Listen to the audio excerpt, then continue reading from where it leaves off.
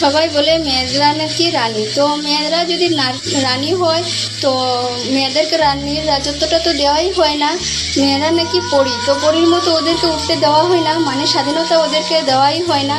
তো সব সময় মেয়েদেরকে এটা করবে না ওইটা করবে না বলেই যায়, কিন্তু অ্যাকচুয়ালি মেয়েদেরকে ছাড়া কিন্তু আমাদের সংসারটা অপূর্ণ থেকে যায়। কিন্তু তারপরেও সবাই বলবে যে মেয়েরা ওইটাতে যাবে না, মেয়েরা ওইটা করবে না, মেয়েরা রাত্রেবেলা বের হবে না। সব কিছুর মধ্যে মেয়েদের প্রবলেম কেন? ছেলেদের তো কোনো কিছু প্রবলেম হয় না। আজকালকার মেয়েরা তো সব কিছু করতে পারে, কিন্তু তারপরেও মেয়েরা অনেকটা পিছিয়ে রয়েছে।